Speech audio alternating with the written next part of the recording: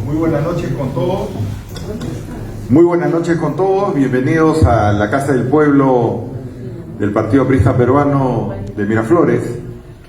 Esta noche es una noche muy especial.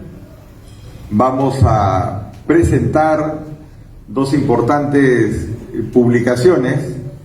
La primera de ellas, del maestro Luis Alberto Sánchez, una obra que se conservó inédita, como lo va a explicar el maestro Hugo Garcés Salvatecchi en unos minutos, y cuyo manuscrito él guardó por más de 30 años a pedido de la familia, y tal como lo anunciáramos aquí en la primera Feria del Libro Luis Alberto Sánchez en el año 2023, tomamos la decisión con el maestro Hugo, con Fernando Lindo, de lograr la publicación de esta importante obra, la última novela escrita por Luis Alberto Sánchez, que lleva el título de El Terrorista.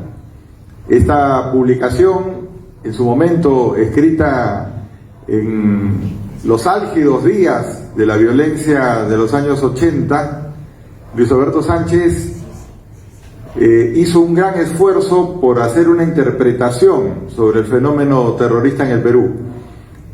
Y a este libro se le ha agregado un preámbulo, una introducción hecha por el maestro García Salvatecchi sobre las causas del terrorismo en el Perú, que tuvimos el honor de compartir su lectura gracias al maestro Hugo en los días previos a la edición, y que creo que es un análisis quizá el más completo al día de hoy sobre las causas del terrorismo en el Perú, y complementa muy bien la lectura de esta novela. Esta novela va a ser comentada además por nuestro distinguido escritor y querido profesor de la Universidad Católica, don Ricardo González Vigil, quien nos acompaña esta noche, a quien le damos la bienvenida y les doy un fuerte aplauso a nombre de todo el partido. Don Ricardo González Vigil pertenece a esta generación importante de la década del 70 de la Universidad Católica. Él ingresó en 1966, me comentaba hace unos minutos, un año después de nuestro compañero Alan García, y obviamente Alan García y Ricardo González Vigil, unos años después del maestro Hugo García Salvatecchi, que ya estaba haciendo prácticas y iba a ser profesor, el más joven de la Universidad Católica también. Así que esta noche tenemos a dos importantes intelectuales peruanos que ilustran la Casa del Pueblo de Miraflores, y nos acompañará también en los comentarios Fernando Lindo, quien es director de la Biblioteca Luis Alberto Sánchez, y él va a comentar la otra obra, la obra del maestro Hugo García Salvatecchi, La vida del siglo, que es una antología con los mejores textos de Luis Alberto Sánchez, y que fuera publicada inicialmente con Luis Alberto Sánchez en vida. Esta es la segunda edición corregida aumentada, y que será comentada por nuestro compañero Fernando Lindo. Sin más preámbulo, vamos a pasar primero entonces a la presentación de la novela inédita El Terrorista. Escuchamos los comentarios primero del doctor Ricardo González Vigil, y luego escucharemos el testimonio del maestro García Salvatecchi sobre el tema. Don Ricardo, bienvenido a la Casa del Pueblo de Miraflores. Buenas noches.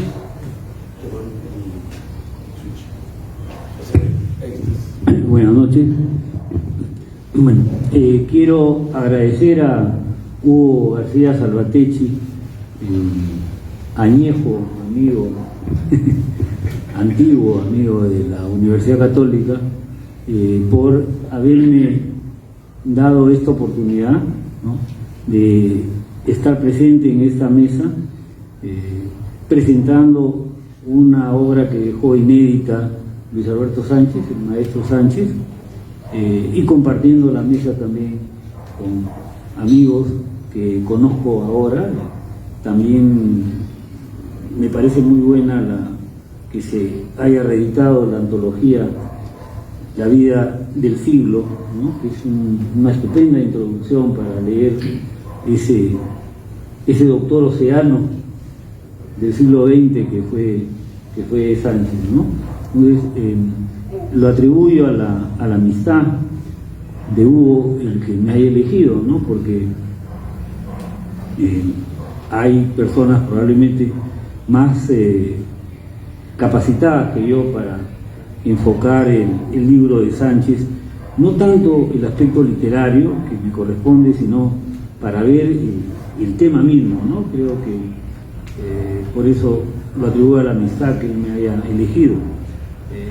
Quiero brevemente hacer un homenaje a la memoria de Luis Alberto Sánchez, porque tuve la suerte de tratarlo en distintas ocasiones y siempre fue para mí un estímulo. No fue mi profesor, pero fue un maestro, porque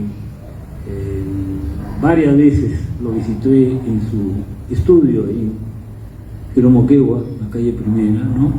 Y él comentó incluso elogiosamente un libro mío cuando era muy joven, y sentía que, al saber que era yo recoletano, que continuábamos la tradición de la Recoleta, porque ya que no era sanmarquino, le encantó descubrir que yo venía del mismo colegio en el cual él se formó, y que desde la primera promoción, que es la de José de la Riagüero, los hermanos García Calderón, habían sido muy importantes en la historia de las letras y del pensamiento peruano, no todo. Después viene Raúl Porras Barnechea, viene Sánchez. Entonces siempre sentía, bueno, qué bien, creo que todavía la Recoleta puede contribuir, ¿no? O sea que yo creo que la benevolencia de él venía con eso, un recuerdo muy hermoso que tenía del Colegio de la Recoleta.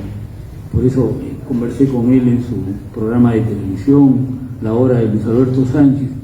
Los que son jóvenes no recuerdan a ese nonagenario ciego, ¿no? Que podía dirigir el Parlamento, tener unos minutos todas las mañanas en radioprogramas del Perú, y encima tener un programa de televisión y escribir un libro, creo que cada mes, ¿no? O sea que es realmente un ejemplo de amor al estudio, a la verdad, a tratar de educar nuestro país, un gran educador, y una disciplina. Me ha emocionado, no sabía, para completar esto, lo importante que fue Hugo García Salvatecchi en ese periodo en el cual ya no ve Sánchez, y cómo lo estimula para que siga produciendo de una manera tan admirable, tan sorprendente, en un país donde muy pocas personas realmente se esfuerzan y trabajan de verdad, ¿no? Sánchez es un ejemplo de dedicación que debemos seguir adelante, ¿no? Bueno, hago este recuerdo porque en el caso de Luis Alberto Sánchez es un hombre de letras en general, aparte de un hombre de acción, juntaba las letras con acción. En el retrato que hace del doctor Oceano, que tú has antologado, yo siento que se identifica bastante con Pedro Peralta, ese hombre eminente que representó su tiempo, porque Sánchez juntaba la habilidad en la acción con un hombre de letras, un hombre de pensamiento.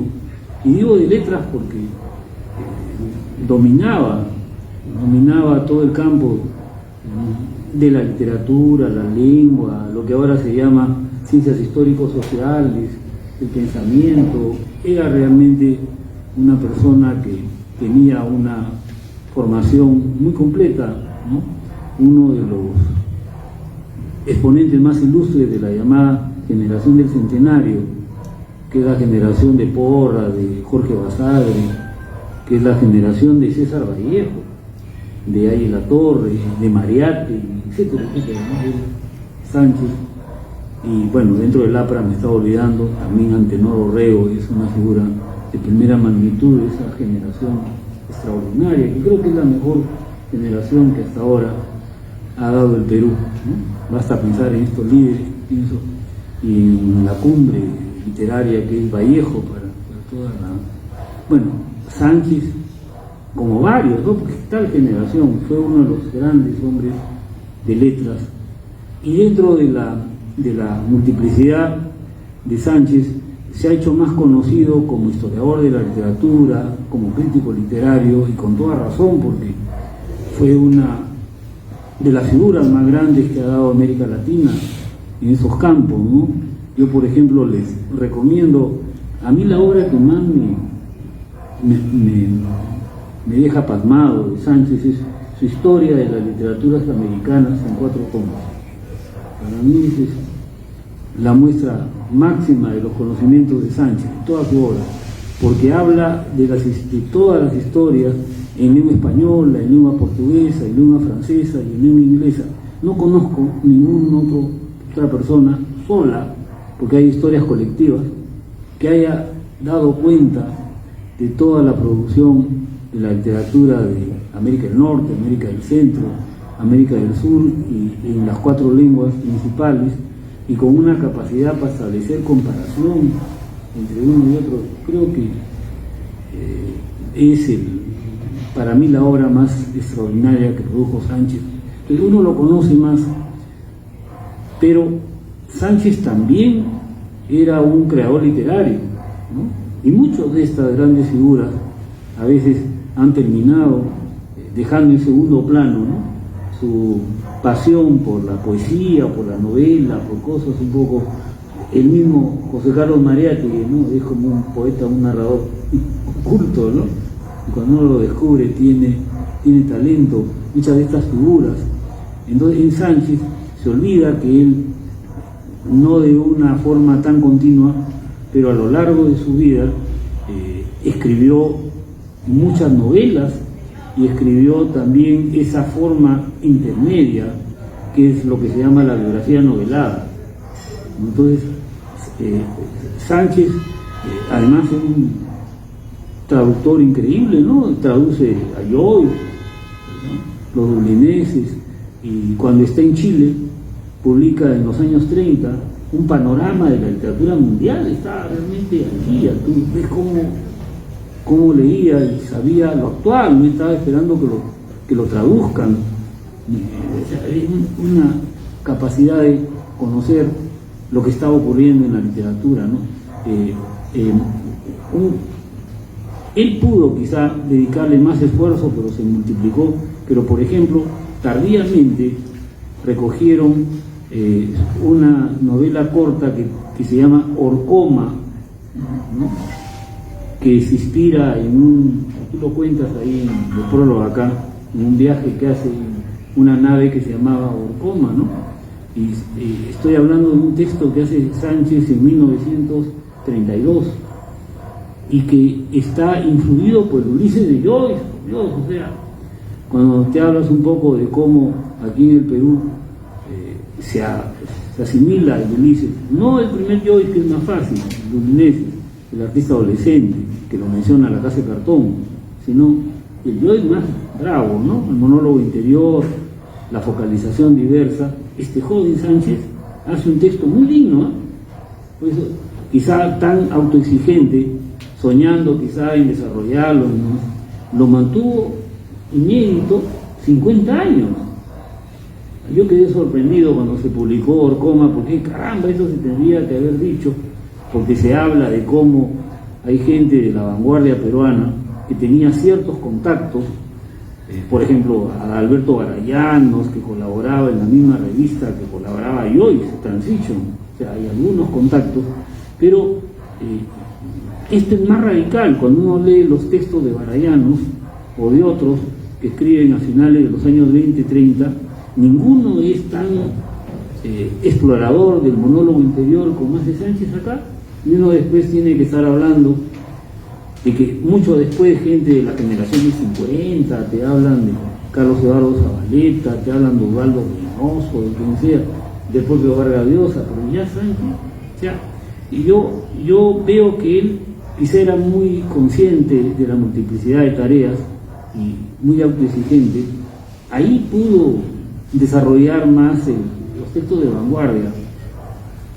Me parece que él tenía vena como para dar más, pero lo ganó. Bueno, qué pedirle a un hombre que hizo tanto, ¿no? Pero se dedicó a tantas cosas. Entonces encontró, creo, un filón valioso, pero menos exigente que seguir a Joyce, que es la biografía novelada. Porque después de Orcoma comienza la producción tremenda de biografías noveladas. Incluso él traduce a André Maurois, que es uno de los maestros del género, tiene texto. Y en los años 30 había un auge, Stefan Zweig, Emil Ludwig, había un auge de la biografía novelada grande, con muchos méritos literarios. Entonces, porque hay una figura peruana que alguna vez hablé con Sánchez de él, porque le había perdido la pista, después un español le encontró, Rosa Arciniega. Es una escritora peruana muy interesante, que publicó varias novelas en los años 30 y tuvo éxito en España, novelas de vanguardia, ¿no? Y después dejó de publicar, bueno, cambia la situación en España con la gente de izquierda, tiene que abandonar España, y terminó viendo América Latina y a publicar biografías noveladas, de conquistadores, de Sarmiento de Gamboa. Entonces yo me acuerdo que le hablaba a Sánchez, vive, me decía, ¿no? Yo no, que Camus murió de más de 90 años, Rosa Arciniega casi acabando el siglo. Entonces yo me acuerdo que hacía el cuento peruano, conversaba con él, entonces tenía datos, y ahí viene, pues yo digo, porque él no es la única figura, hay figuras que terminan dedicándose a ese híbrido, esa forma intermedia, que él quizá es el representante por excelencia que ha dado el Perú en hacer esas biografías noveladas, más que la propia Rosa Arciniega, ¿no? Porque hasta acá tienen en antología ejemplos del Doctor Océano, de Valdelomar o la Belle Époque, Aladino, o La vida y obra de José Santos Chocán, etc., ¿no? La primera de él era su maestro, ¿no? ¿Cuál fue el maestro para él y también para ella? Don Manuel. Comenzó con su Manuel González Prada, como seña, ¿no? Entonces, estas biografías noveladas dio por entonces él es un novelista.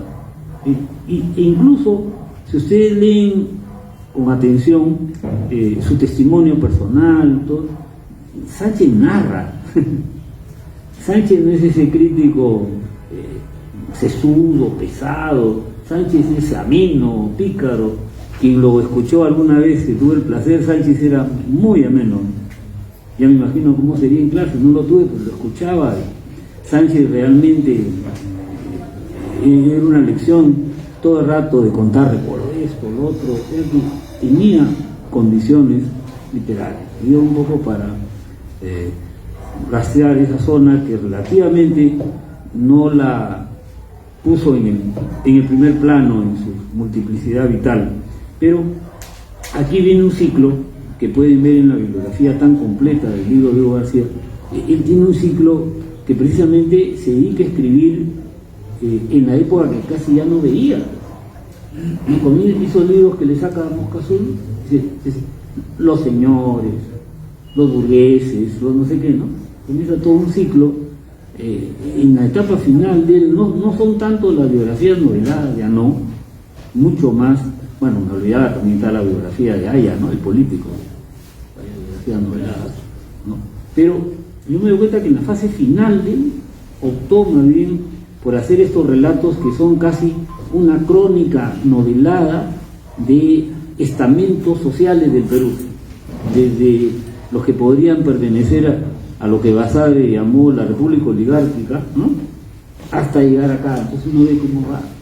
Lo que él pudo encontrar al nacer, que nació en la época de lo que llama Basadre la República Oligárquica, ¿no? 1900, y cómo va viendo el desarrollo de los burgueses.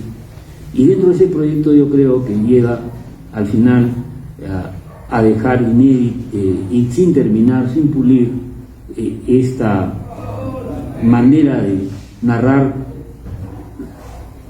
como un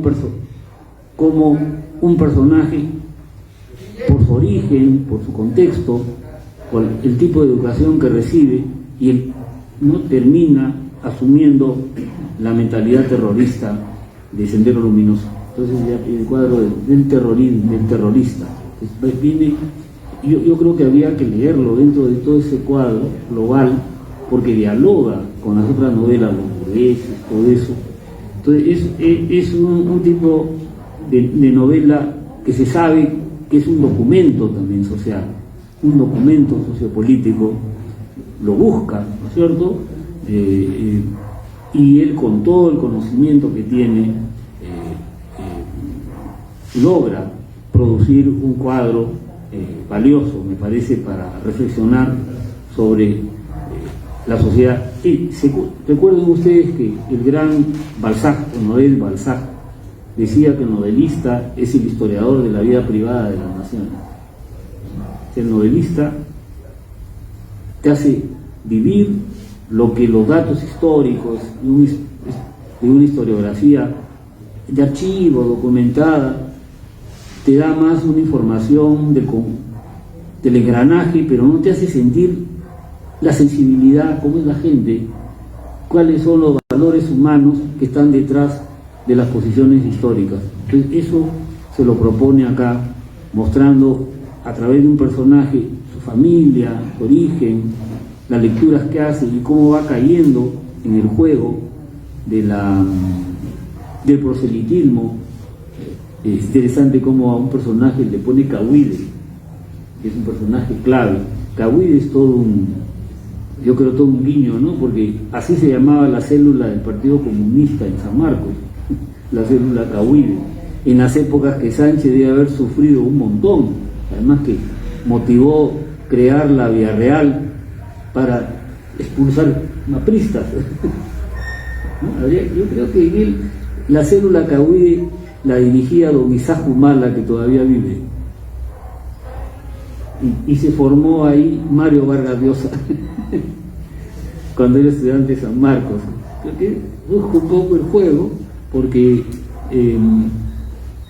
los nombres que él pone me parece que son connotativos, para que valga de un modo más general cómo puede llegar, como dice muy bien Hugo García en el prólogo. Creo que una de las cosas más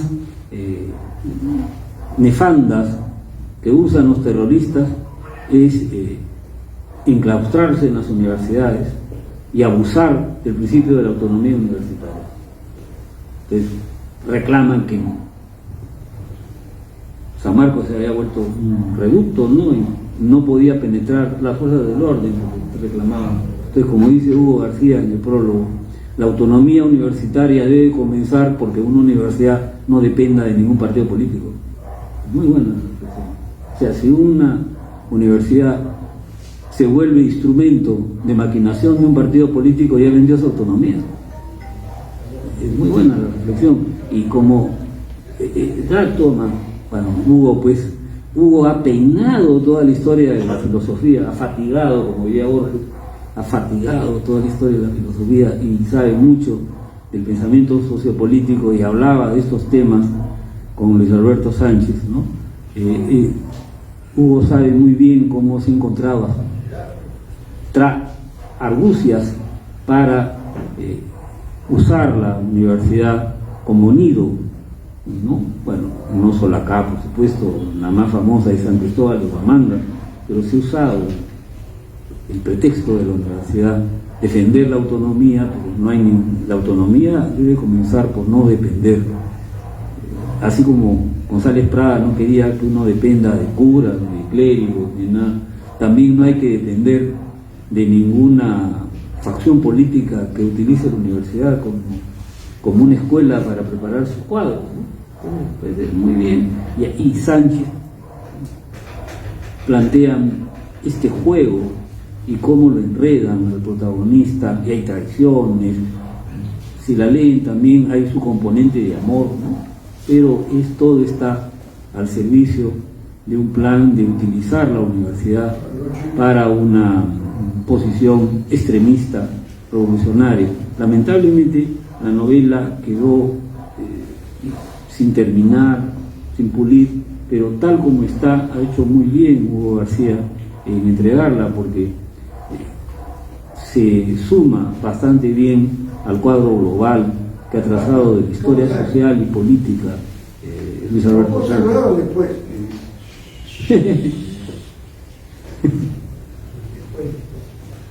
Continúe, don Ricardo. Ya. Bueno, pero más o menos estaba redondeando la idea para situar la novela. He tratado de situar un poco a Sánchez para que Buenas. Tome asiento, por favor. Sí.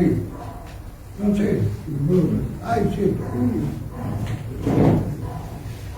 bueno, Continúe, don Ricardo. pero, ¿se escucha bien o no? Sí. Claro. Entonces, ya, yo pues felicito a Hugo García Salvatecchi por ser una persona que ha sabido mantener el legado de este hombre fundamental, ¿no? Este ejemplo de peruanidad que es Luis Alberto Sánchez, no solo peruanidad de AME. Recuerden que el ideario es americano, ¿no? Un ejemplo de la hermandad que deberíamos tener, ¿no? Entonces yo lo felicito porque realmente ha logrado Hugo García transmitir lo esencial de este peruano tan ilustre que tuve, como le digo, la suerte de conocer y que mantiene una vigencia tremenda. Leer a Sánchez es todavía una forma de pensar en este país que, como él llamó, adolescente. No sé si es adolescente o ya se ha ido volviendo todavía, creo que está en involución ya. ¿Te acuerdas de ese agregado que le hace última noticia, como que pensando que podía, como sueña, ¿no?, con los cambios que llevan a Alan García, que puede dejar de ser adolescente, pero caramba, ¿no? Un flash que deja de ser un agregado, muy simpático Sánchez, ¿no? Muy divertido. Era muy agudo Sánchez y no era dogmático, ¿no? Era una persona que tenía pensamiento libre, ¿no? O sea, eso es importante porque me parece interesante cómo cuenta que apreciaba lo que estaba trabajando Hugo García, de desarrollar más el pensamiento del espacio-tiempo y librarse de las trampas de la dialéctica hegeliana. Entonces hay todo un futuro que tú debes terminar de publicar, pues Hugo, ¿no? Por lo menos debe llegar a edades de Sánchez, ¿sabes?, escribiendo. No te detengas, Sánchez, escribió hasta el final, Hugo, y la amistad que nos une tanto tiempo ha sido un buen pretexto para reunirnos. Y bueno, decirles que dentro de estas personas valiosas que dieron vida al APRA, hay que saber recoger el mensaje profundo que tienen, más allá de las vicisitudes históricas y de los elementos que puede haber de defectos en la maquinaria del trabajo político. En cambio, las ideas principales de los grandes apristas, entre ellos Sánchez, Alberto Sánchez, ameritan una reedición continua y un contacto con los lectores actuales. Muchas gracias.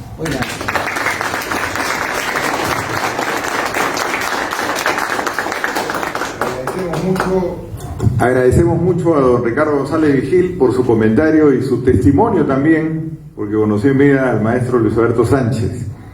Vamos a dejar en el uso de la palabra al maestro Hugo García Salvatecchi, quien estuvo a cargo de la edición de esta publicación de la última novela de Luis Alberto Sánchez, El terrorista.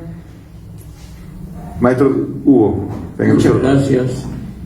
Quiero agradecer la invitación de nuestra casa del pueblo de acá de Miraflores, el compañero lindo, siempre tan fraterno.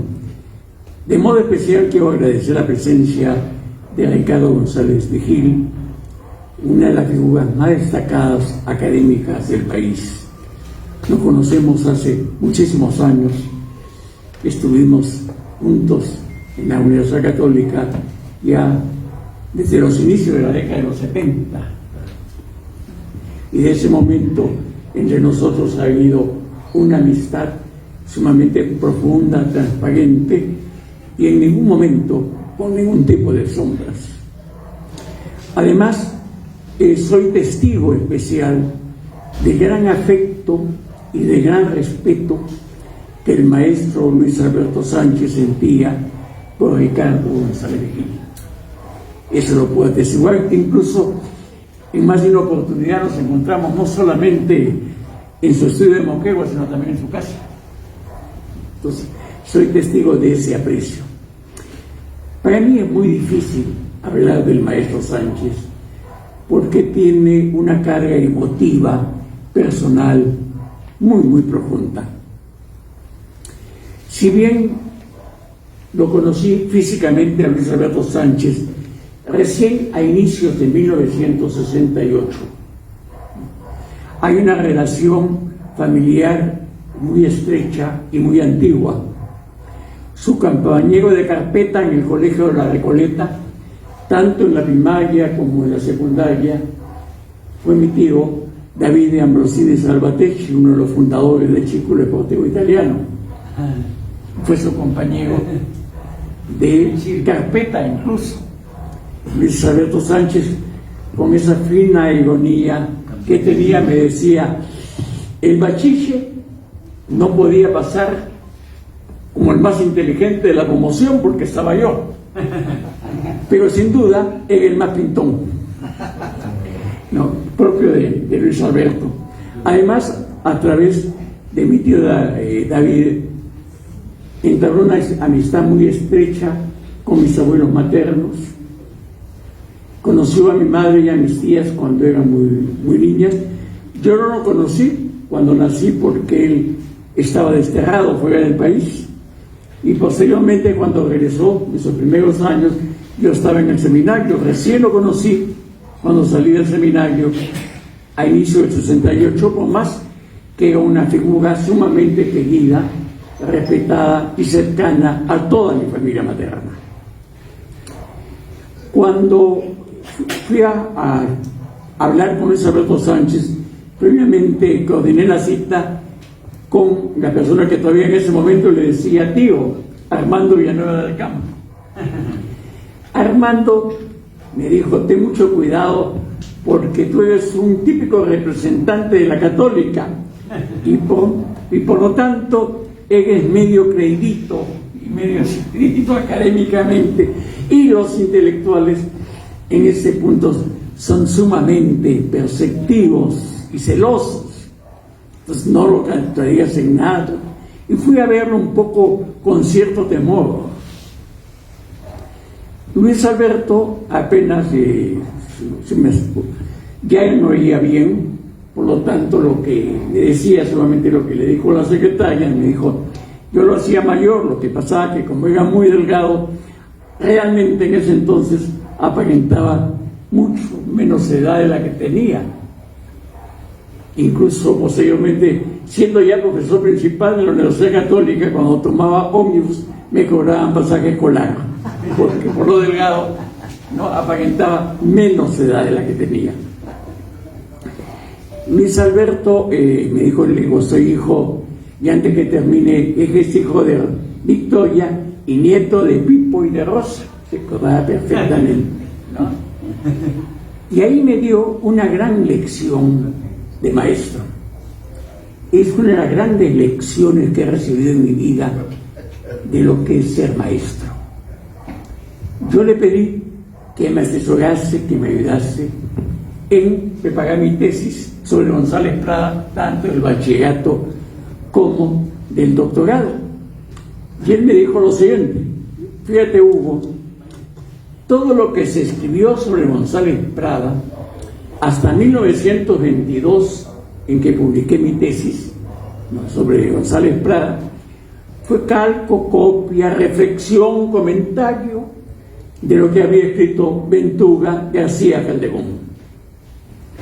Todo lo que se ha escrito sobre González Prada a partir de 1922 es copia, comentario, reflexión de lo que yo escribí en mi tesis universitaria. Yo te asesoro con una condición. Dije: ¿cuál, maestro? Que a partir de tu tesis tú te vas a convertir en el nuevo punto de referencia de González Prada. Eso es ser maestro. El tratar de que el discípulo siga su camino, que incluso vaya más allá, ¿no? Es propio del maestro. Un maestro que tenga celos frente a sus discípulos, simple y llanamente no es maestro. Y Luis Alberto Sánchez era maestro. A partir de 1968 hasta su muerte, creo que la persona que lo acompañó más permanentemente fui yo, sobre todo en lo que se refiere a su vida académica. Prácticamente reflexionábamos en conjunto, nos reuníamos a reflexionar sobre una serie de temas. En primer lugar, él me propuso a inicio de la década de los 70, cuando existía una gran confusión sobre la historia social y política del Perú, donde se consideraba que todos los grandes cambios revolucionarios, populares, ¿no?, las grandes conquistas del trabajo eran simplemente logros marxistas. Me dijo, hay que aclarar, me dijo, vamos a dividirnos el tema. Yo me encargo del aspecto histórico y tú te encargas del aspecto ideológico. Y dimos una dura batalla en las universidades desde entonces y logramos, creo, cambiar definitivamente. Mi obra sobre Limayátegui produjo, cuando se publicó, un gran conflicto con la izquierda mayateguista. Tuvimos polémicas muy fuertes en las universidades permanentemente, año tras año. Hoy día la situación completamente ha cambiado. Yo voy a la Casa Museo José Carlos Mayategui y me reciben como si fuese miembro de casa. Y están completamente ya de acuerdo con la interpretación o la ubicación ideológica que yo hice de Mayategui, donde indudablemente Luis Alberto Sánchez jugó un papel sumamente importante. Nada de lo que he escrito en política sobre los autores durante esos años, en el fondo, no lleva la impronta de Luis Alberto Sánchez. Conformamos prácticamente una unidad de pensamiento, nos reuníamos permanentemente a intercambiar ideas. Uno de los temas que tratamos en muchas reuniones fue el tema del terrorismo. Él partía de lo que él consideraba un principio. Hay que combatir al terrorismo, pero debemos hacer esfuerzos sobrehumanos para tratar de interpretar y entender al terrorista como ser humano. Ahí está la gran diferencia. Hay que condenar las ideas, pero hay que reconocer que también esas personas que erróneamente pueden optar por otras alternativas pueden tener buenas intenciones, puedan obrar, ¿no?, pensando que están obrando de acuerdo a su conciencia. Y fue ahí donde empezamos a analizar un poco, por así decirlo, las causas del terrorismo. Yo le hablé un poco de mi experiencia con la gente de izquierda de la Universidad Católica, que Ricardo hace poco me recordaba, ¿no?, esas un poco faenas, esas polémicas que tuve a inicio de la década de los 70, ¿no? Y le hablaba también de algo que había estudiado muy detenidamente cuando estuve en Europa, y es el cambio que se había dado dentro del marxismo. Ya a partir de la Revolución de Mayo del año 68, todas las personas que querían ver realmente y leer los signos de los tiempos tenían necesariamente que percibir que toda la etapa de lo que podríamos denominar de la ortodoxia marxista-leninista ya no tenía cabida. Eso terminó con la Revolución de Mayo del 68.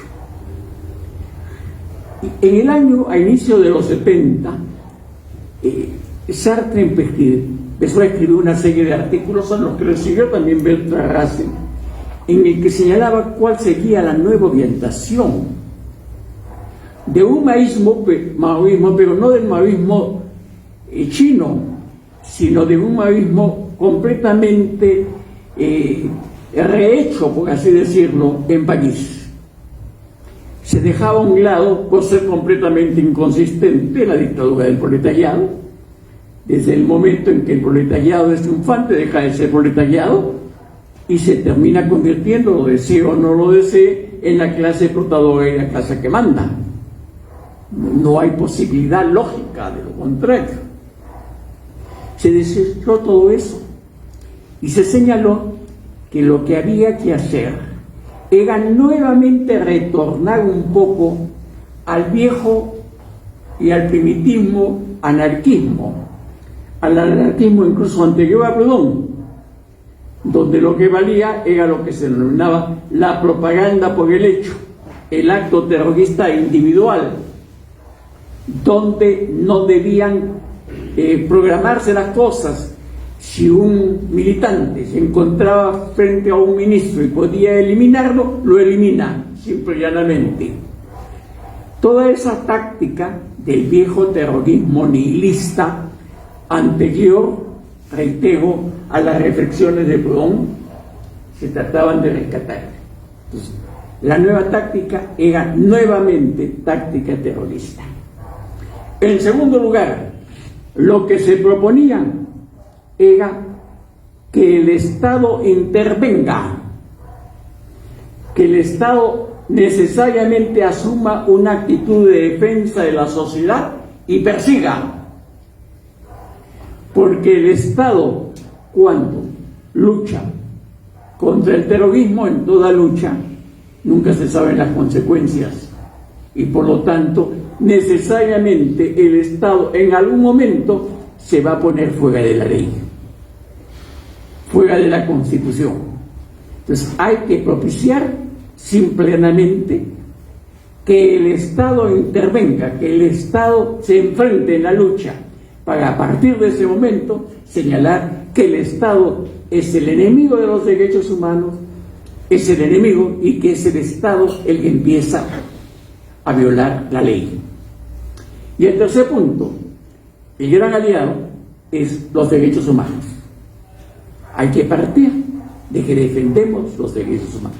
Todas estas nuevas concepciones, reitero, que ya tanto Bertrand Russell como fundamentalmente Sartre la hicieron conocer en la década, al inicio de la década de los 70, de lo que se dio.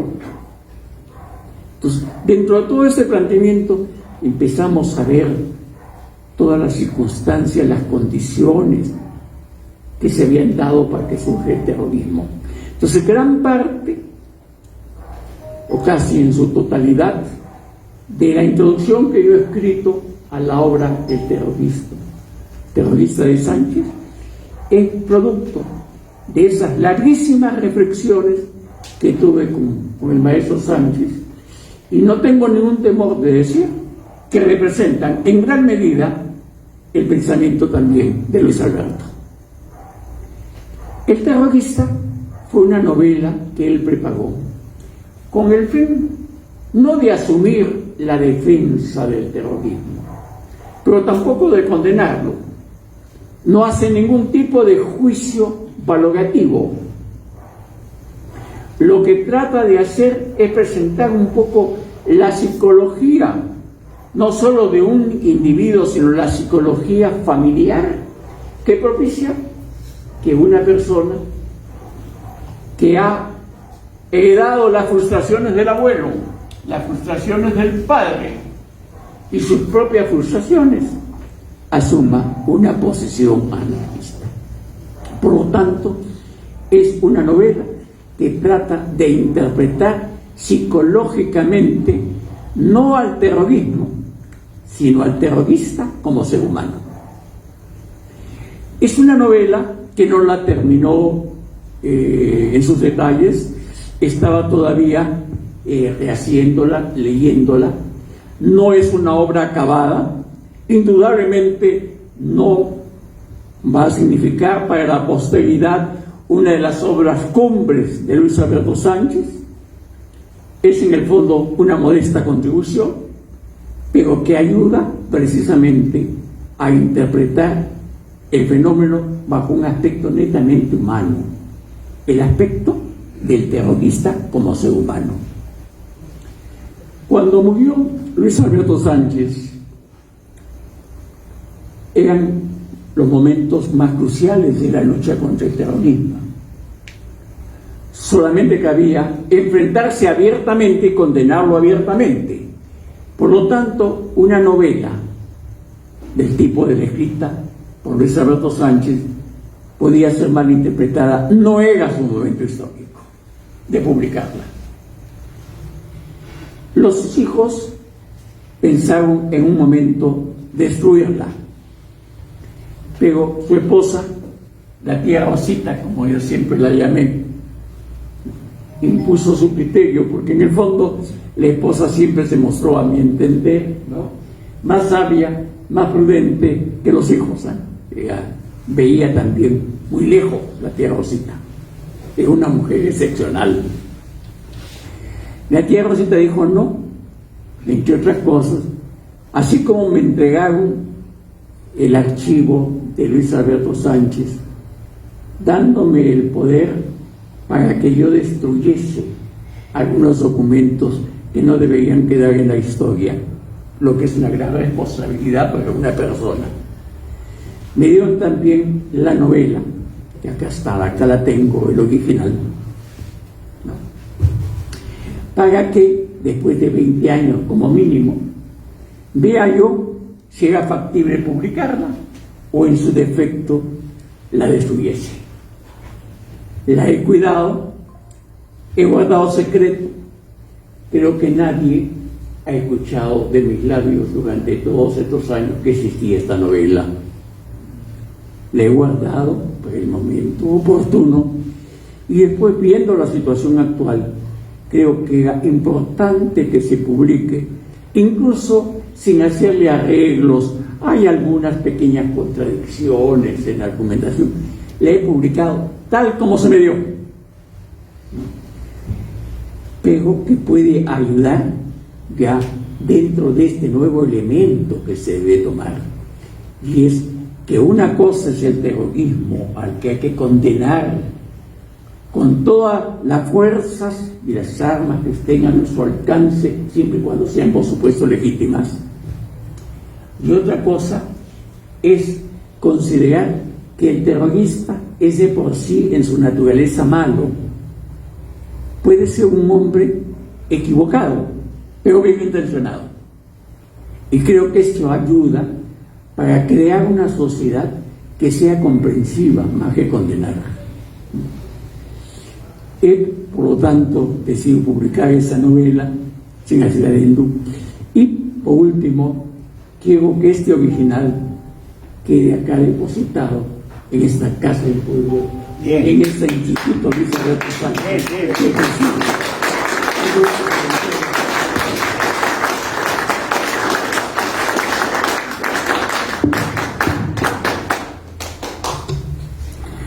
Muchas gracias, maestro Hugo García Salvatecchi.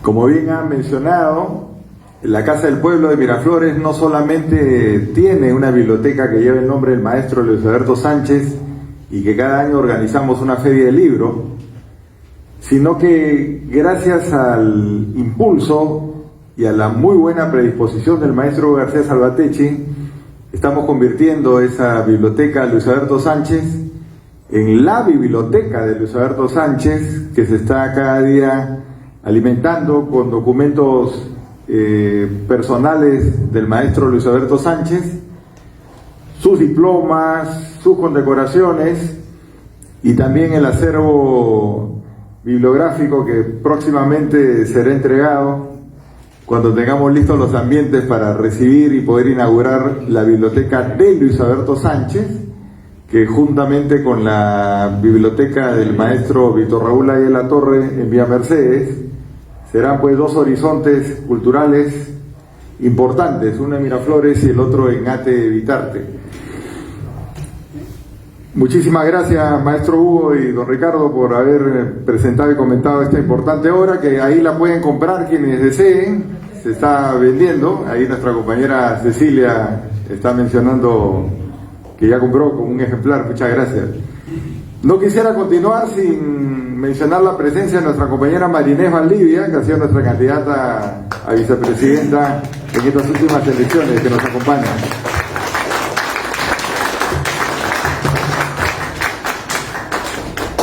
El maestro Hugo García Salvatecchi publicó en 1988 en la famosa biblioteca Ayacucho, en Caracas, Venezuela, esta obra antológica Luis Alberto Sánchez, La vida del siglo. Esta vez vamos a hacer la presentación de la segunda edición, que viene corregida y aumentada, como todas las nuevas ediciones del maestro García Salvatecchi, con estos importantes, yo diría una primera ya biografía de Luis Alberto Sánchez, que se llama Apuntes para una biografía de Luis Alberto Sánchez, escrita por el maestro Hugo. Y vamos a escuchar a nuestro director de la biblioteca, Luis Alberto Sánchez, los comentarios sobre esta obra del maestro García Salvatecchi. Fernando Lindo, tienes la palabra. Muchas gracias, mi querido Luciano, maestro Hugo García Salvatecchi, nuestro querido amigo Ricardo González Vigil. Gracias por vuestra presencia. Permítame leer algunas líneas que he preparado sobre la lectura sobre esta obra importante escrita por Hugo García Salvatecchi, Antología de Luis Alberto, La vida del siglo. Esta es la presentación, compañeros y amigos. Presentar la obra escrita por el maestro Hugo García Salvatecchi, titulada Antología de Luis Alberto Sánchez, no es simplemente comentar un libro, es reencontrarnos con una generación, con una escuela de pensamiento y con una manera de entender el Perú desde la cultura y desde la política. Una antología es, en realidad, una puerta de entrada, una invitación a volver a las fuentes, a redescubrir a un autor que no pertenece solamente a su tiempo, sino que dialoga permanentemente con las nuevas generaciones.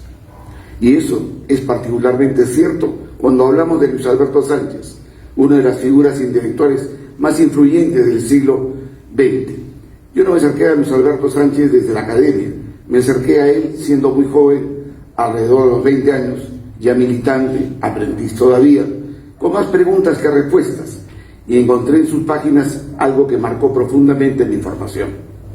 En aquellos años, muchos de nosotros buscábamos comprender el país, su historia, sus conflictos, sus desigualdades, y en esa búsqueda la lectura se convirtió en una herramienta fundamental.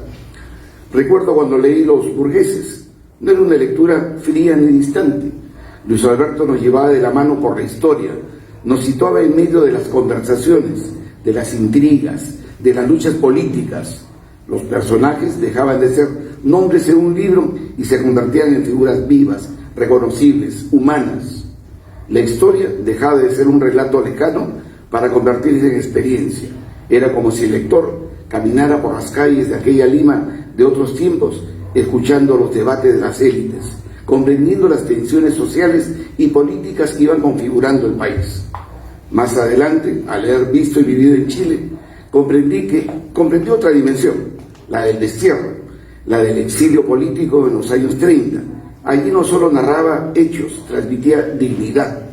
Nos enseñaba que la adversidad no debía pagar la convicción, que el intelectual comprometido no escribe desde la comodidad, sino desde la consecuencia.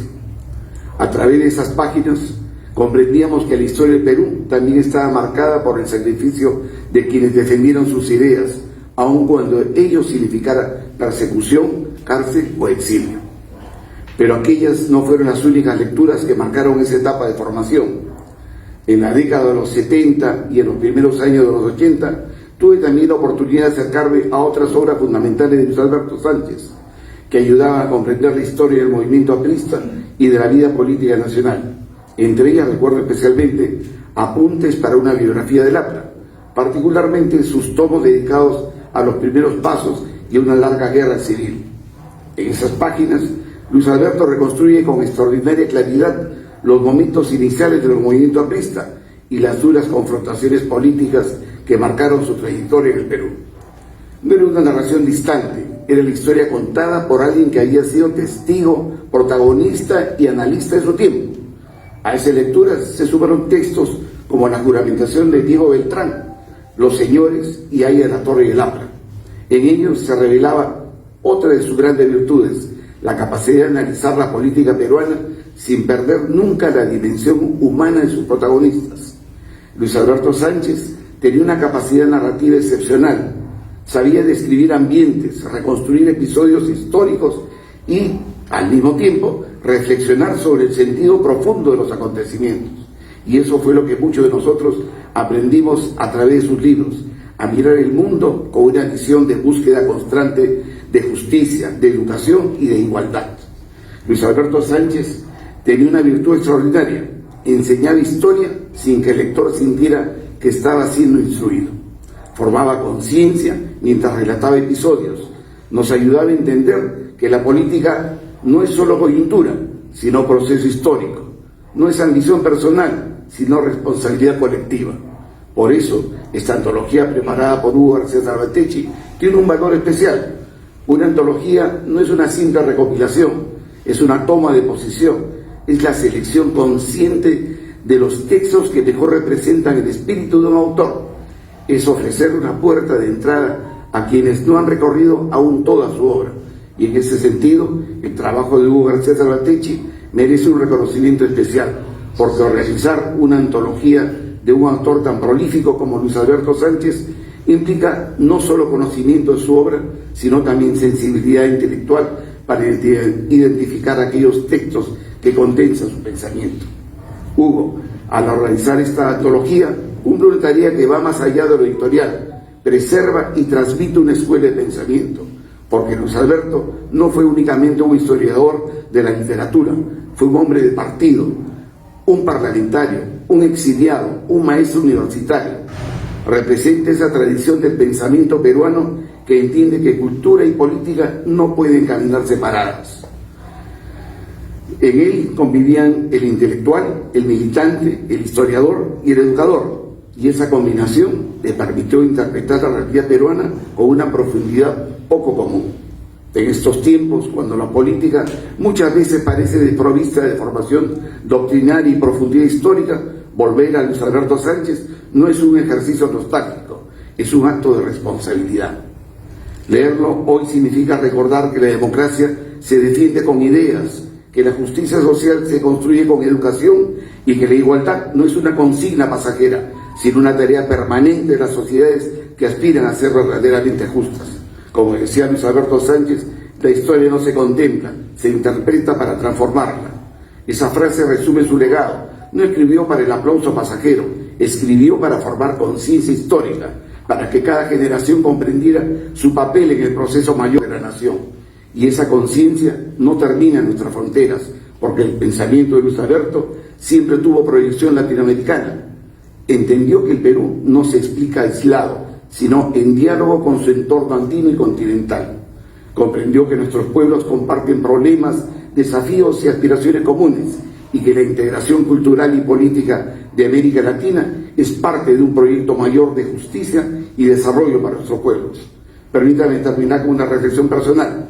Si algo marcó mi formación política en aquellos años iniciales fue esa manera de entender la historia como herramienta de transformación. Hoy, al presentar esta antología, siento que no estamos simplemente lanzando un libro, estamos reabriendo una escuela, estamos renovando un compromiso con la cultura política, con la formación doctrinaria y con la responsabilidad intelectual. La mejor manera de honrar a Luis Alberto Sánchez no es evocarlo, sino continuar la tarea, formar conciencia, defender la democracia y proyectar al Perú con dignidad en el escenario andino y latinoamericano. Porque finalmente, si Luis Alberto nos enseñó a interpretar el Perú con conciencia histórica, hoy nos corresponde a nosotros proyectar esa misma conciencia hacia una América más unida, más culta y más justa. Que esta antología no sea un homenaje estático, sino un punto de partida.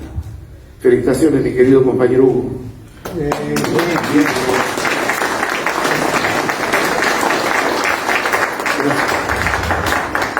Muchas gracias, compañero Fernando Lindo.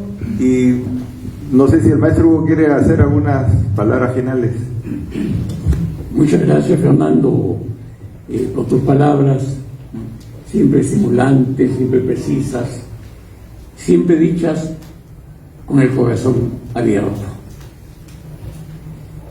Conocí, reitero, a Luis Alberto recién a inicios de 1968. Desde ese momento fui prácticamente una especie de sombra, siempre estuve vinculado a él hasta el día de su muerte. En el año 88 le pidió la editorial Ayacucho de Venezuela que haga una antología de su obra para publicarla. Y Luis Alberto Sánchez me pidió a mí que yo la hiciese. Claro, él la vio, la probó todo. Y le dijo a Rosita, y la tía Rosita me lo contó a mí, que desde hacía mucho tiempo quería contribuir con algo, porque siempre cuando yo lo apoyaba en los momentos difíciles, leyendo sus obras, volviéndolas a escribir, él me dijo que quería contribuir en algo monetariamente conmigo. Yo nunca le acepté, como era lógico, para mí era un gran honor trabajar al lado de Luis Alberto Sánchez, ¿no? Entonces, como una especie de contribución, porque indudablemente la editorial Ayacucho pagaba muy buenas regalías, y el pago realmente en ese momento fue considerable, y lo hizo Luis Alberto Sánchez prácticamente con ese objetivo. Yo he querido presentar en los apuntes para una biografía de Luis Alberto Sánchez, que le he ampliado enormemente en relación a la primera edición escrita todavía y publicada en vida de Luis Alberto, tratando de presentar a Luis Alberto Sánchez no solo como un gran intelectual, un gran académico, un político extraordinario, un maestro universitario como pocos se han dado en el país, sino he tratado, en la medida de lo posible, de presentar un rasgo que también predominaba en él, su rasgo humano. Lo he tratado de presentar como un ser humano de carne y hueso, que al igual que todos nosotros tiene sus problemas, tiene sus dificultades, tiene momentos sumamente difíciles en su vida, pero que lo supo plenamente superar. Luis Alberto Sánchez tuvo un problema desde su nacimiento, que es el problema visual. El abuelo lo llevó, porque su madre murió cuando él era muy niño, para que lo viese. Los médicos señalaron que había nacido con una lesión ocular propio del hecho que sus padres eran primos hermanos, y que lo más probable es que Luis Alberto Sánchez se quedase ciego en la adolescencia. El abuelo, hombre sumamente prudente, inteligente, sabio, lo empezó a educar y a formar a Luis Alberto Sánchez desde cuando tenía 4 o 5 años, para que continuase con su vida normal cuando perdiese completamente la vista. Le tapaba los ojos y lo hacía subir y bajar las escaleras, comer sin botar nada del plato, dirigir la mirada hacia la persona que le estaba hablando. Y es por eso que ya, incluso cuando había perdido completamente la visión, la gente creía que seguía viendo. Estaba educado para eso. Hay una anécdota que en sí es muy explicativa. Cuando vinieron los reyes de España, hubo una gran recepción en la Asamblea Constituyente, y el discurso de orden lo dio el maestro Luis Alberto Sánchez. Después hubo una recepción que hizo el rey en la casa del embajador, donde fue invitado y se me presentó como el asistente de Luis Alberto Sánchez. Y el rey, en un momento me preguntó, el rey Juan Carlos, me dice: disculpe, doctor, ¿el maestro Sánchez tiene un método especial de lectura? Yo le dije: no, Su Majestad. ¿Por qué? Dice: porque indudablemente estaba leyendo. Cuando él se lo acercaba, estaba leyendo, pero las hojas estaban al revés.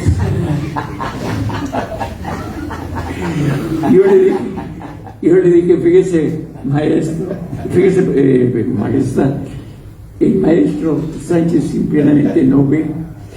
Y el rey Juan Carlos, que es muy espontáneo, soltó una carcajada que se escuchó, creo, a 3 cuadras.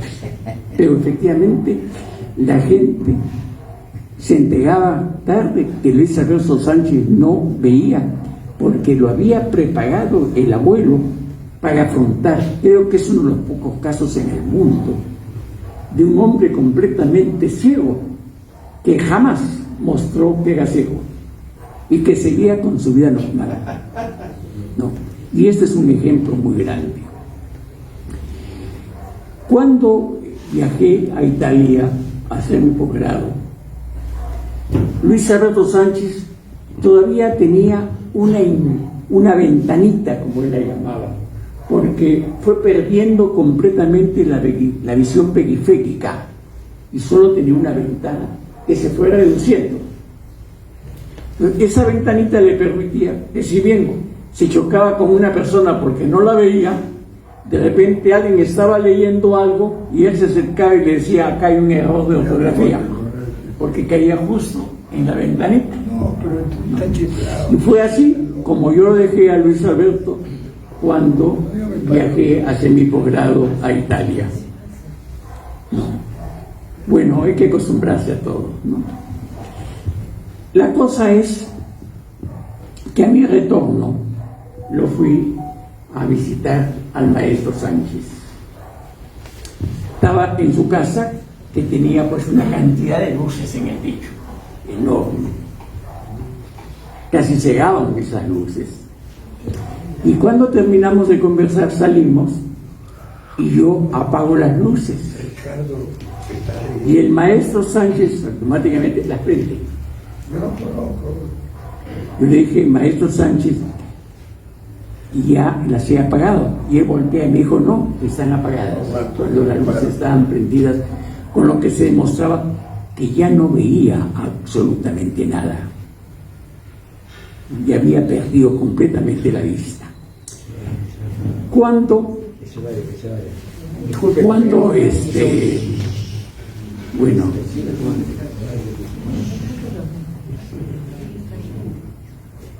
cuando hablé con la tía Rosita sobre este tema, y la tía Rosita me dice: sí, Hugo, Luis Alberto Sánchez ha perdido completamente la vista,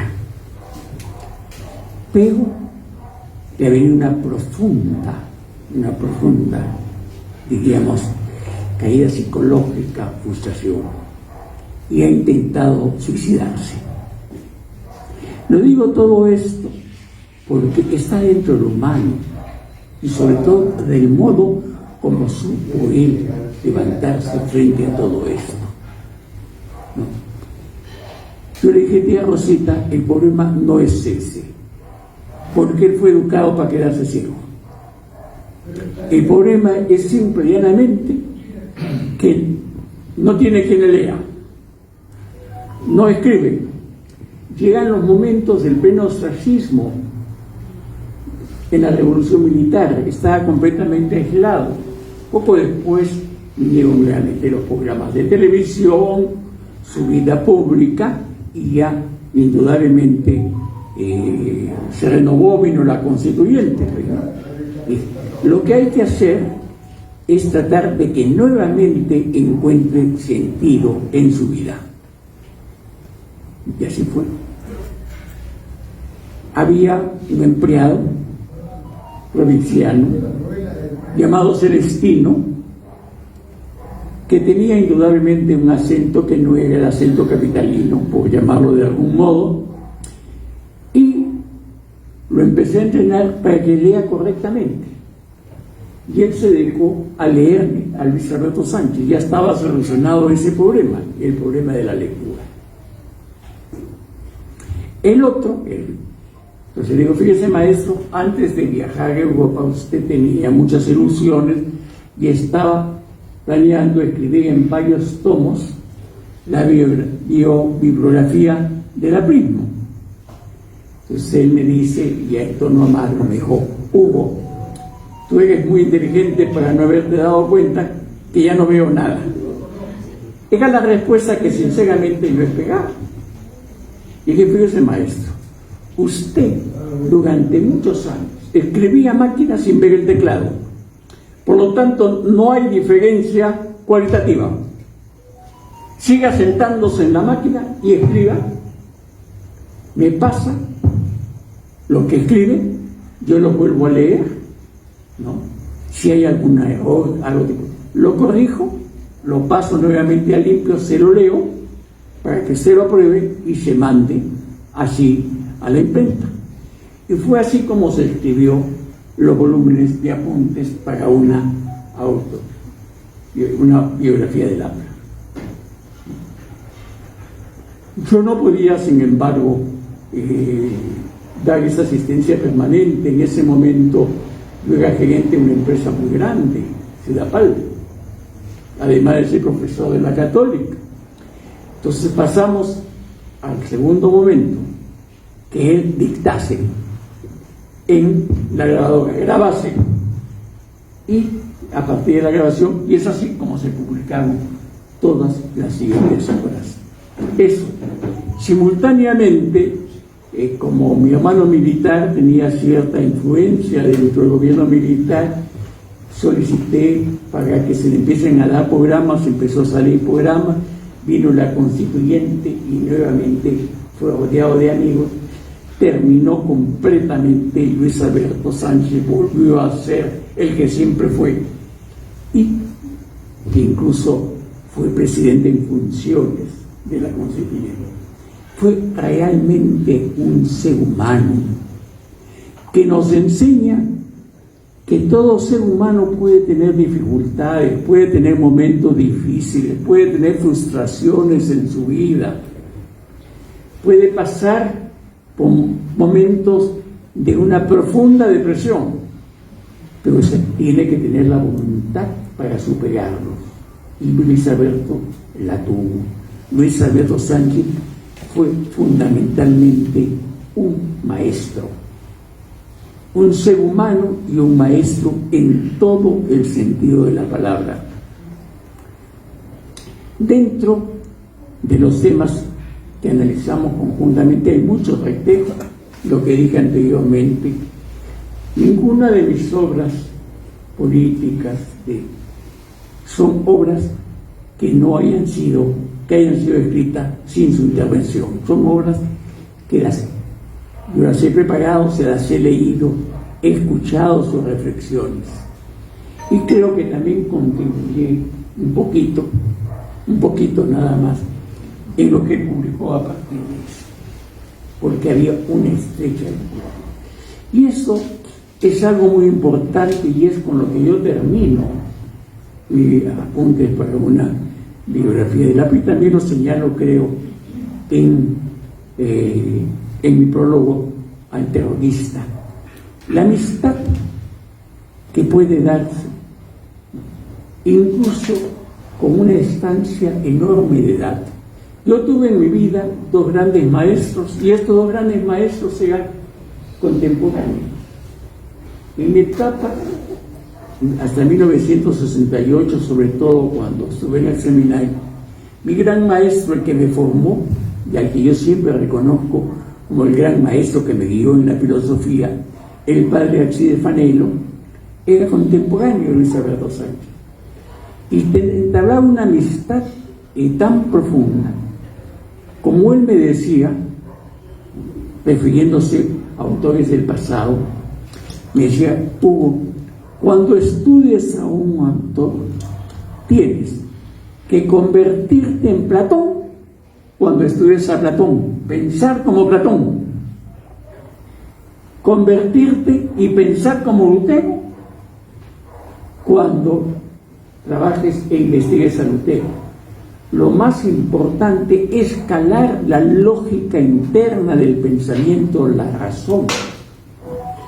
Y prácticamente Luis Alberto Sánchez había calado plenamente mi lógica de razonar personal, y creo que yo también en gran medida la de Luis Alberto Sánchez. En un momento Alan García me preguntó sorprendido que cómo hacíamos, porque él le preguntaba a Luis Alberto Sánchez ¿qué piensa Hugo? ¿Qué va a hacer Hugo frente a esto? Y él me decía exactamente lo que tú ibas a decir, habías hecho después. E igual me preguntaba a mí ¿qué va a decir, qué piensa Sánchez sobre esto? Y yo decía esto, y efectivamente era lo que decía, porque habíamos calado mutuamente nuestra estructura mental, habíamos tratado de pensar, ¿no? Y la gran lección para él, que me ha ayudado muchísimo metodológicamente, cuando he escrito sobre González Prada y estudié a González Prada, siempre traté de pensar como González Prada. Cuando escribí sobre Mariátegui, traté de pensar como Mariátegui. Gracias, reitero, a las enseñanzas de Luis Alberto Sánchez. Cuando he escrito sobre otros personajes, sobre Kant, sobre Hegel, he tratado de pensar como ellos. Es esa lógica interna. Estudiamos muchos problemas, analizamos muchos problemas. El último tema que le importó mucho, que inicialmente, como él mismo me lo confesó, le chocó, fue cuando yo le dije: fíjese, maestro, creo que es imposible asumir la teoría del espacio-tiempo histórico y continuar llamándose dialéctico hegeliano, porque precisamente el espacio-tiempo histórico supera plenamente la dialéctica hegeliana. Él al inicio me chocó y después, en la siguiente reunión, me dijo: pero estoy convencido que tienes algo de verdad. Y empezamos a hablar sobre el tema. Revisamos lo que él había escrito sobre el determinismo, sobre ideas relacionadas con el espacio-tiempo histórico, ¿no? Y él me confesó que efectivamente se había quedado a mitad de camino y que tenía que hacer mucho, pero me pidió que yo no haga público nada de lo que estaba estudiando en ese momento, por tratarse de una materia, digamos, tan sensible para muchas personas, hasta que no esté plenamente convencido y tenga plenamente estructurado mi mente. Y es por eso que para mí también, como me decía, el auténtico intelectual debe tener paciencia de Job, debe saber esperar. He esperado algunos años, bastantes años, y recién estoy hablando sobre el tema, porque creo que recién tengo, ¿no?, ya las ideas plenamente claras, como no las tenía cuando todavía vivía Luis Alberto Sánchez. Luis Alberto Sánchez era sumamente prudente, sumamente prolijo en sus investigaciones, sumamente responsable. Voy a referirme a un caso. Hace unos 2 años vino una profesora de San Marcos que dictó una conferencia sobre González Prada en la Universidad Católica y sutilmente señaló que no le gustaría que yo estuviese presente sin conocerme. Seguramente presentía que yo era un peligro frente a lo que iba a decir. Y dijo algo, y lo que me sorprendió, que había muchas personas vinculadas a Luis Alberto Sánchez que no le respondieron. Prácticamente señaló que todas las obras publicadas muerto González Prada por Luis Alberto Sánchez y por el hijo de don Manuel Alfredo habían sido tergiversadas, sacando unos originales, que efectivamente son originales, al margen que son los originales que Luis Alberto Sánchez donó a la Biblioteca Nacional y que se robaron de la Biblioteca Nacional. Al margen de eso, había otro hecho. Una cosa es cuando un autor manda un escrito, y por lo general, sobre todo antiguamente, que existía otro sistema, mucho más primitivo, diríamos, de imprenta, donde había el famoso machote. Tanto Ricardo como yo hemos escrito muchas de estas obras todavía, cuando nos entregaban el denominado machote. Y el autor por lo general hacía las últimas correcciones en el machote, ¿no? Y efectivamente entregaba. González Prada era en ese momento director de esos periódicos. Le entregaban los machotes, él corregía y se publicaban de acuerdo a las correcciones hechas en el machote que están y lo que se estila. Y esto lo conozco detenidamente porque al final del gobierno militar se iban a publicar las obras completas de González Prada.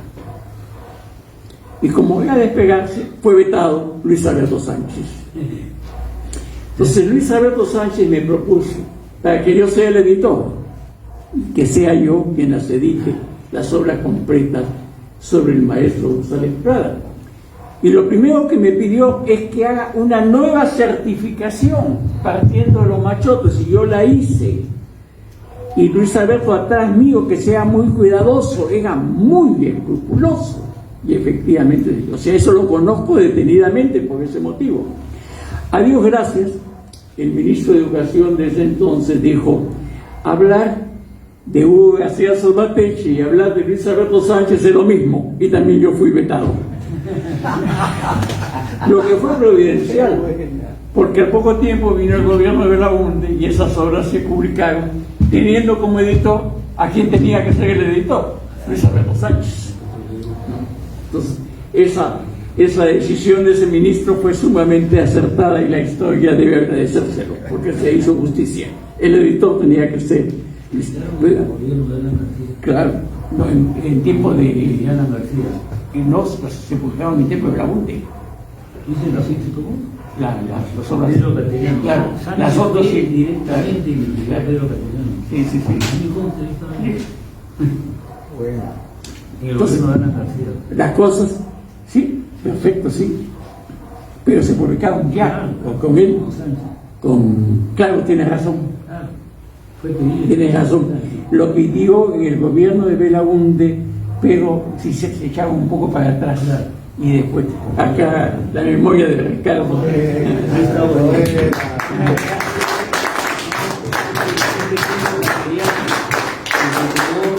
No el actual, el papá, Claro. el Castellano Delgado, el creador del premio. Que era muy amigo de Sánchez. Muy amigo de Sánchez. Mira cómo era Sánchez.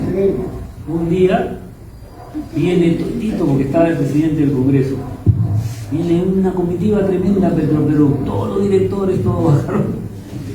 Y llega Sánchez y dice: quiero hablar con Pedro Castellano. No le importaba a ninguno. Impresionante, uno de Claudio, porque pedía con el encargado del editorial y todo el mundo se moría por la mala fama que él hacía en Petroperú, que tenían sueldos enormes. Y fue mi alumno en la Católica. Sí, pero Pedro Castellano, el hijo, fue mi alumno en la Católica. El hijo, mencionando el papá. Claro, el hijo, sí, claro, lo conozco, era muy amigo de Sánchez. Ya murió. Lo conocí, claro. Pero Sánchez mismo fue No, pero era sumamente escrupuloso. Oye, o sea que es una mentira, eso me interesa, que como que es investigadora nueva, pues está con ese plan de la literatura y todo. Bueno, tenía otra característica que creo que también en algo me ha contagiado, pero no totalmente. Tenía hasta el día de su muerte proyectos de investigación para los próximos 20 años. Y eso lo conocen muy bien. Bueno, llegó al final.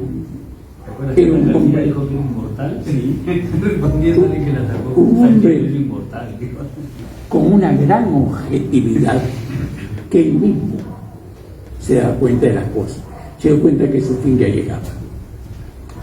Y me citó para tener una larga reunión que ella preveía que iba a ser la última.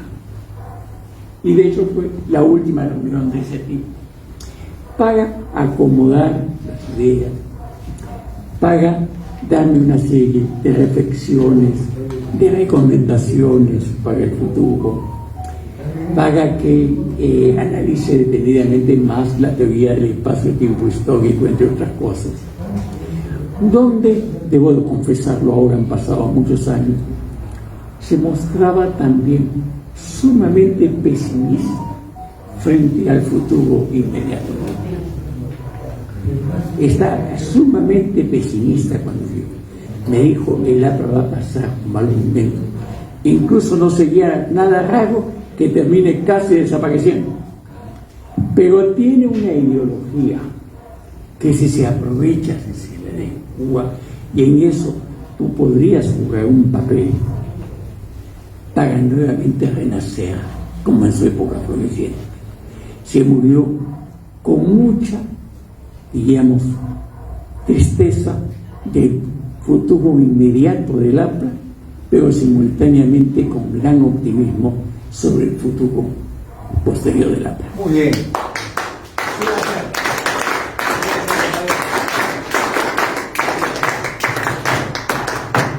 Fue una reunión muy emotiva. Él, entre las cosas que me pidió, y lo dije yo en una oportunidad, que indudablemente me dijo, al igual que lo que pasó conmigo, yo nunca fui bien visto por la burocracia partidaria. Y a ti la burocracia partidaria prácticamente te odia, más incluso que lo que me odiaba a mí.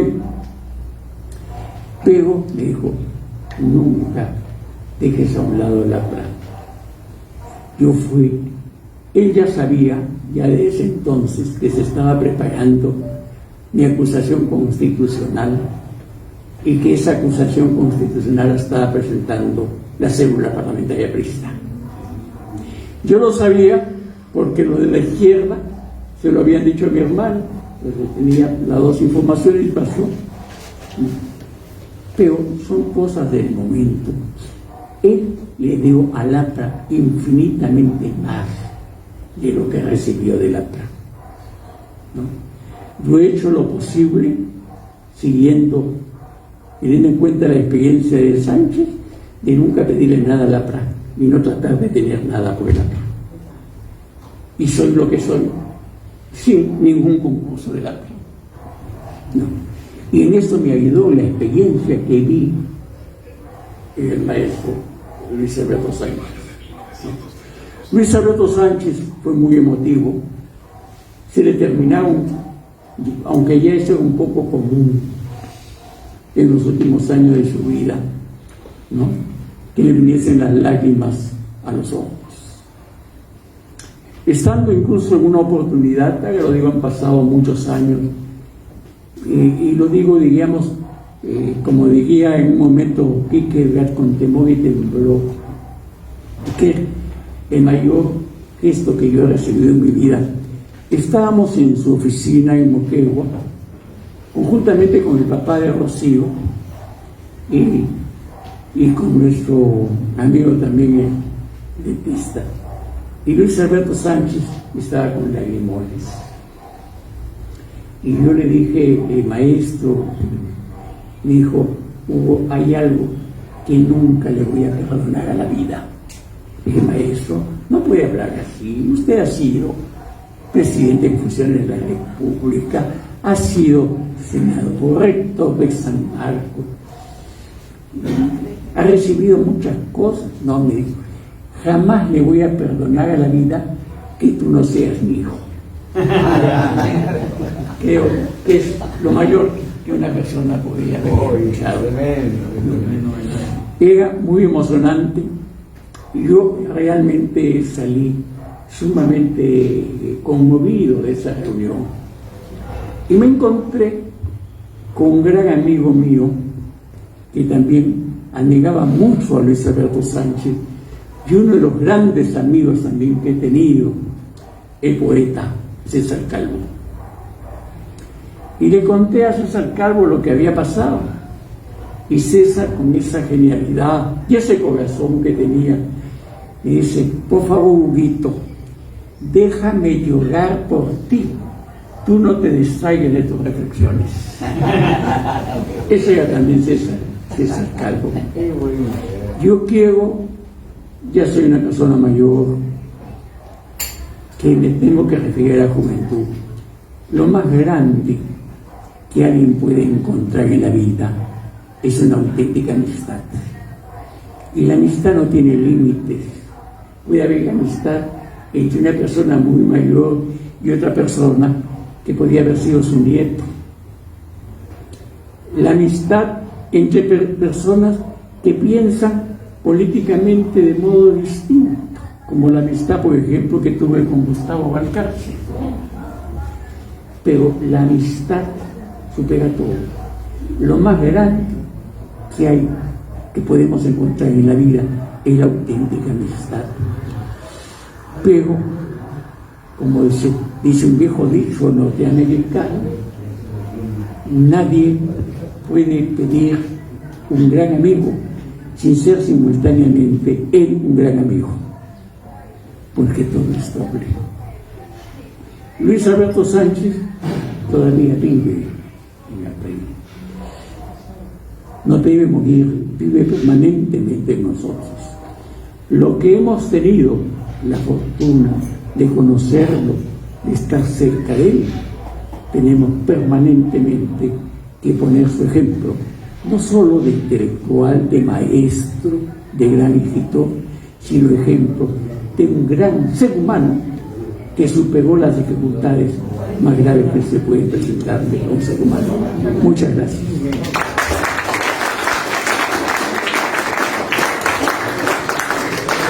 Muchas gracias, maestro Garcés Salvatecchi, agradeciendo también a don Ricardo González Vigil y Fernando Lindo por los comentarios. Agradecemos a cada uno de ustedes por su asistencia el día de hoy. Muchas gracias, buenas noches.